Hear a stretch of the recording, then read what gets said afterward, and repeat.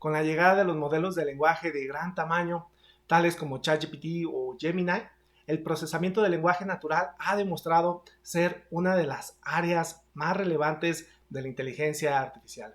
En este video explicaré qué es el procesamiento del lenguaje natural y cómo, de una forma intuitiva, la inteligencia artificial puede entender, interpretar y generar texto.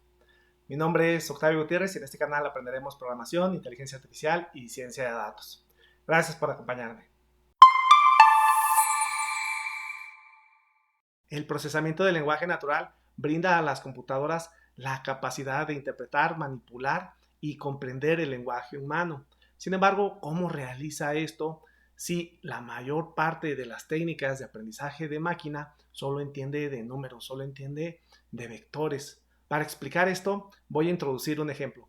Imaginemos que tenemos en este caso dos libros de procesamiento del lenguaje natural y cada uno, ya se imaginarán, tiene cientos de páginas y lo que nosotros estamos viendo aquí es un simple extracto de ese libro. Sin embargo, imagínense, tenemos muchas más oraciones, tanto para este libro como para este libro.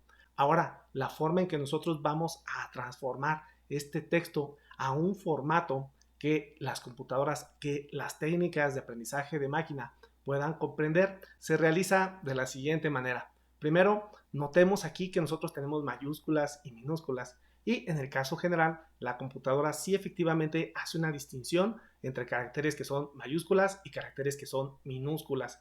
Entonces, para homogeneizar este texto, el primer paso que vamos a realizar es justo pasarlo todo a minúsculas. Ahora, el siguiente paso es simplificar un poco este texto y para eso nosotros podríamos quitar palabras que tal vez no sean tan relevantes. Por ejemplo, ¿qué tipo de palabras? Las preposiciones podrían ser no tan relevantes. Aquí rápidamente con que nosotros veamos procesamiento, lenguaje natural, ya automáticamente nos estamos dando una idea de la frase sin la necesidad de incluir tal vez esta preposición. Y claro, así como existe esta preposición, existen otras palabras que tal vez no sean tan relevantes. Aquí simplemente las estoy marcando de color rosa, tanto para el texto del libro 1 como para el texto del libro 2. Y también podrán ver que estoy marcando los símbolos de interrogación y las puntuaciones, como es el caso de este punto y como es el caso de este punto y coma. Tal vez no son tan relevantes. Obviamente, para nosotros sí lo son, pero para la computadora yo necesito darle una representación abstracta de este texto para que efectivamente la computadora pueda detectar ciertos patrones. Entonces, ya una vez que detectamos estas puntuaciones y estas palabras que podrían no ser relevantes, simplemente las quitamos. Ahora, otro paso que realizamos comúnmente es simplificar todavía más cada una de las palabras. Por ejemplo, aquí yo tengo esta palabra procesamiento que viene de proceso, pero bien pudimos haber tenido procesando o procesó o procesaremos. Entonces, hasta cierto punto, todas esas palabras, proceso, procesamiento, procesando, procesó, guardan cierta relación entre sí. ¿Y qué es lo que es común a todas esas palabras? Pues podría ser la raíz. Por ejemplo, yo puedo marcar la raíz de cada uno de estos vocablos. En este caso, estoy marcando la raíz process, que obviamente es una raíz de proceso, procesamiento, procesaré. Y en algunos casos, las raíces son un poco diferentes. En el caso del lenguaje, en el caso de humano, aquí noten, por raíz solo estoy marcando human. Y esto es porque también tengo, por ejemplo, humanos en plural y también tengo humana. Entonces, efectivamente, aquí existen técnicas que nos detectan cuáles podrían ser los prefijos que conservan simplemente el significado principal para poder quitar todas aquellas conjugaciones que normalmente nosotros hacemos, puesto que nosotros sí podemos comprender esa estructura tan compleja del lenguaje. Y en el caso de la computadora, nosotros le brindamos una versión más abstracta. Entonces, una vez que yo identifiqué justo esas raíces, simplemente quito todo lo que le sigue, los sufijos de cada uno de estos vocablos. Entonces, ahora van viendo cómo se va simplificando este texto, tanto para el libro 1 como para el libro 2. Ahora, el siguiente paso que se realiza es hacer una conversión, ahora sí, de esas palabras, de esos vocablos, que comúnmente dentro del procesamiento del lenguaje natural se le llama simplemente como tokens. Y ahora, ya que tenemos estos tokens simplificados, lo que sigue es convertir justo el texto de cada uno de los libros a vectores. Vectores que una técnica de aprendizaje de máquina pueda comprender, que pueda construir modelos a partir de ellos. Y para esto nosotros determinamos el diccionario, que está compuesto prácticamente de todas las palabras que tenemos tanto en el libro 1 como en el libro 2. Aquí simplemente estoy poniendo 5 palabras, sin embargo, ya se imaginarán, tendríamos todas las palabras que están arriba y todas las palabras que están abajo.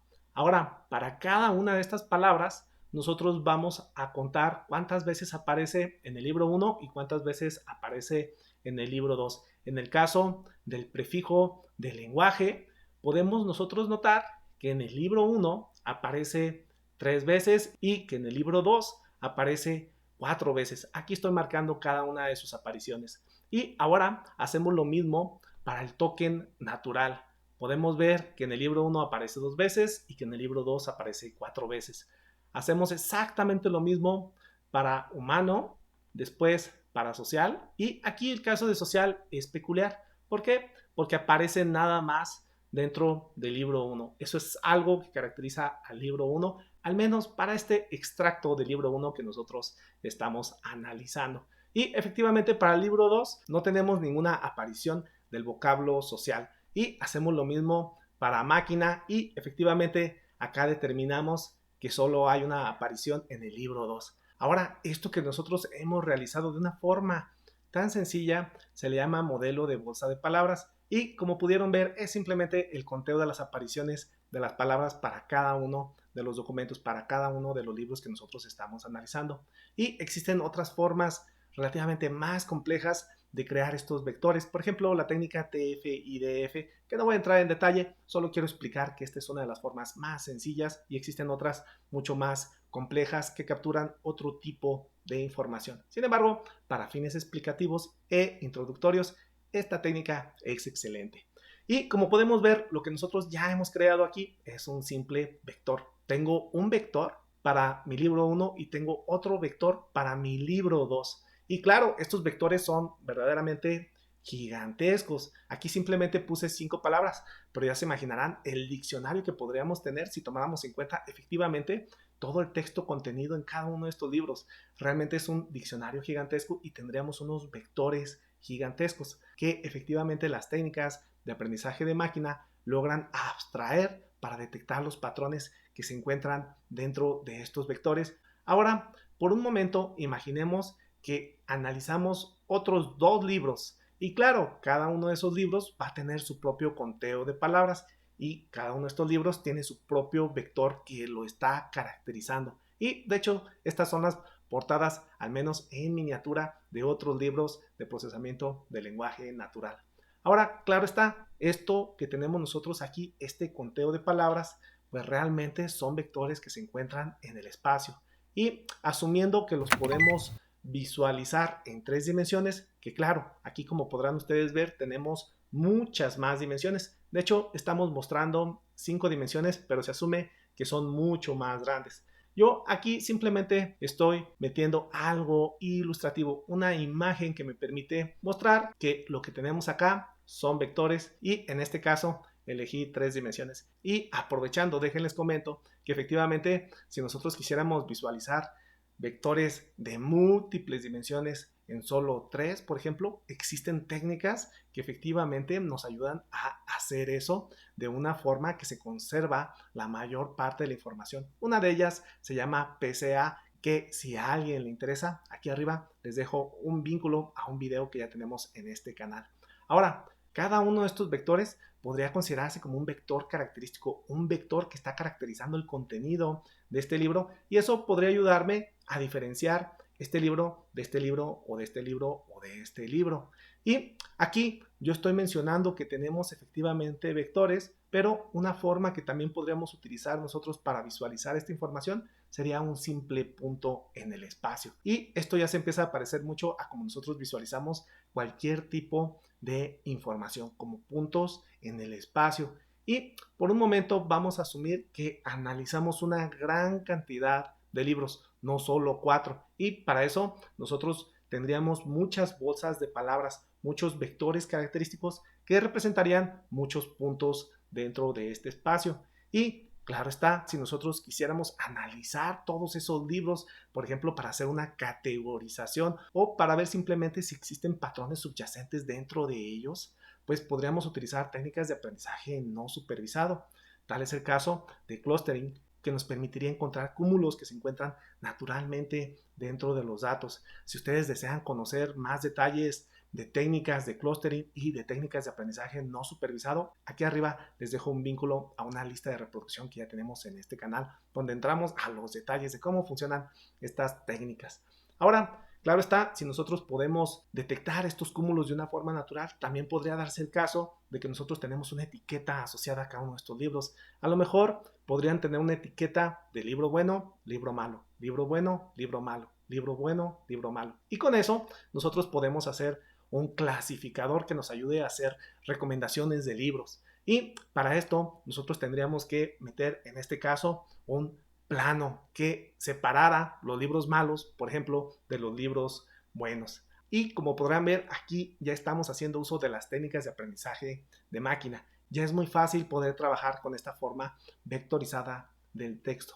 Sin embargo, aquí nosotros podríamos notar que realmente el hecho de que, por ejemplo, contáramos las palabras que aparecen en un libro, pues eso nos dice verdaderamente muy poco de la semántica que tiene el contenido de ese libro. Y para esto se han desarrollado diferentes técnicas dentro del procesamiento del lenguaje natural. Una de ellas muy famosa es la de Word2Vec, que vamos a explicar muy brevemente en qué consiste. Por ejemplo, nosotros podríamos tener muchos datos, muchos diálogos asociados a los capítulos de Los Simpsons. Cientos de capítulos de esta famosa serie. Muchísimos diálogos.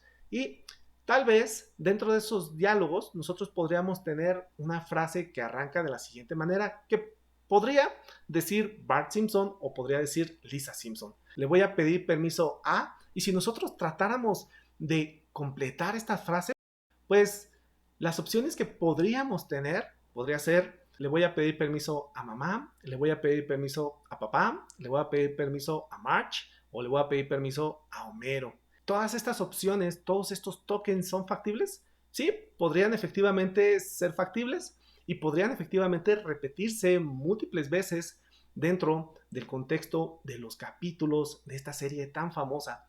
Entonces, el hecho de que estas palabras sean precedidas por estos vocablos, hasta cierto punto nos permite asociarlos, porque se utilizan en contextos muy similares y por tanto podrían ser vectores. En este caso, cada uno de estos tokens se convierte en un vector. Antes teníamos que todo el documento era un vector, que todo el libro era un vector. En este tipo de técnicas como Word2Vec, cada uno de los tokens es en sí un vector y nosotros aprendemos cuáles vectores, cuáles tokens, cuáles palabras están cerca de sí o lejos entre sí a partir de cómo son utilizados dentro del texto. Y una vez que nosotros entrenamos a nuestro modelo Word2Vec, que es una red neuronal con cientos de capítulos de esta serie televisiva, pues efectivamente podríamos capturar esa semántica dentro de los vectores y podríamos hacernos preguntas como la que sigue.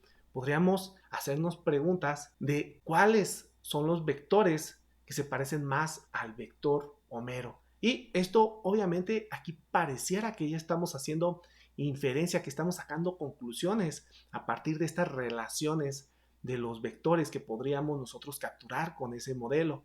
Y si yo me pregunto cuáles son los vectores similares, pues uno de ellos podría ser efectivamente March. Otro de ellos podría ser el vector papá, porque efectivamente Homero, uno de los roles principales que juega dentro de la serie es ser papá. Y también podríamos tener otros vectores como Bart. Alguien podría argumentar que efectivamente sí se parecen, ¿no? Son parte de la misma familia y muy probablemente cuando se menciona a Homero también se llega a mencionar a Bart. Son los personajes principales. Ahora, notarán ustedes, aquí estoy utilizando yo simplemente vectores que están asociados directamente a los personajes. Sin embargo, Notarán aquí, de hecho, estos son resultados reales de un modelo que se entrenó utilizando los capítulos de Los Simpsons. Y notarán que en ningún punto puso, por ejemplo, que el vector Homero estaba asociado a supermercado, que también era un vocablo, un token que ahí se menciona mucho, o a taberna. Está directamente asociando la semántica de este vector a vectores que efectivamente podrían tener una cierta relación. Entonces esto es algo verdaderamente impresionante, pero todavía más impresionante es lo siguiente. Nosotros podemos realizar operaciones con estos vectores. Por ejemplo, podríamos tener tres vectores, el vector BART, el vector divertido y el vector Lisa. Todos estos son tokens, vocablos que están dentro de nuestros diálogos, dentro de los capítulos. Y si yo hago una operación aritmética, por ejemplo, al vector BART restarle el vector divertido, lo que me da como resultado es Lisa. Y existe este estereotipo, al menos a mí me lo parece, que el divertido de la serie es Bart y Lisa es como la persona que no es tan divertida. Y claro, esa es una simple percepción, una interpretación personal. Lo que es curioso es que efectivamente cuando nosotros realizamos esta operación nos da otro personaje. Entonces esto es verdaderamente impresionante. Nos pudo haber dado cualquier otra cosa. Aquí nos dio otro personaje que alguien podría, como en mi caso, considerar que es menos divertido. Y esto de hecho es muy interesante porque ¿qué pasa si a el vector BART le sumamos el vector inteligente? Tal vez el resultado que obtendríamos sería igual el vector Lisa. Entonces esto es algo verdaderamente impresionante que nos permite sacar conclusiones a partir de los datos. Realmente tiene aplicaciones valiosísimas este tipo de modelos que de hecho hasta cierto punto se llegan a utilizar dentro de modelos de lenguaje de gran tamaño como el caso de ChatGPT o Gemini u otros que están emergiendo dentro del mercado al día de hoy. Y vamos a dar una explicación intuitiva de cómo funcionan esos modelos de lenguaje de gran escala. Por ejemplo, bien nosotros podríamos escribir, hacer un prompt, pedirle a uno de estos modelos, a ChatGPT o Gemini, que complete la siguiente frase, por ejemplo, procesamiento de lenguaje natural, que comúnmente nosotros llamamos esto como la entrada al sistema y que tiene un nombre técnico de prompt. Esto es lo que el usuario pondría, lo que nosotros pondríamos. Completa la siguiente frase, procesamiento de lenguaje natural y potenciales salidas que podría dar el modelo. Es una rama de la inteligencia artificial, lo cual es correcto.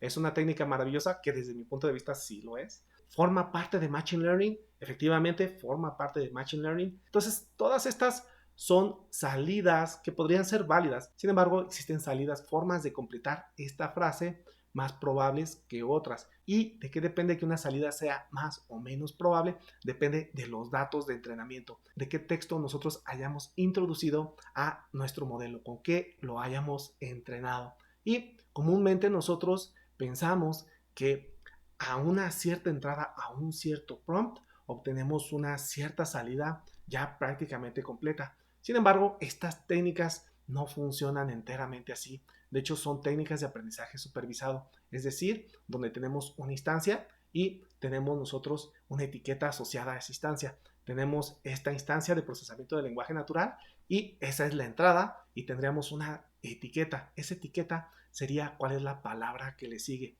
Vamos viendo esto con un poquito más de detalle.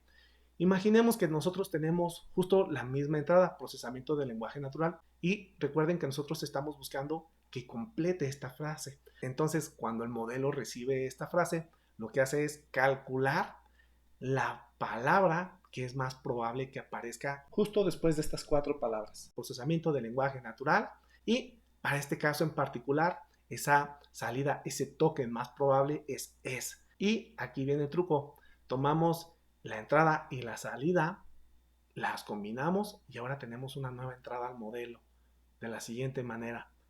Ahora nuestra entrada es procesamiento de lenguaje natural es y lo que tiene que hacer el modelo es calcular cuál va a ser el token más probable que seguirá a estas 5 palabras. Y en este caso estamos suponiendo que es la palabra una. Y nuevamente repetimos el proceso. Tomamos nuestra entrada y nuestra salida, las combinamos y hacemos una sola entrada. Y ahora tenemos procesamiento del lenguaje natural es una y nuevamente el modelo calcula cuál es la palabra más probable que aparezca justo después de mencionar estas frases. Obviamente, para esto previamente fue alimentado, entrenado con una gran cantidad, de hecho con una gigantesca cantidad de datos. Y así podríamos nosotros irnos paso a paso para que efectivamente nuestro modelo vaya generando texto. Y llegamos justo a nuestra frase final. Procesamiento del lenguaje natural es una rama de la inteligencia artificial. Si encontraron valor en este video, por favor denle un like y si aún no se han suscrito, por favor consideren hacerlo. Mi nombre es Octavio Gutiérrez. Hasta el próximo video. Pa pa para pa pa pa para ra. Para pa pa para parararam.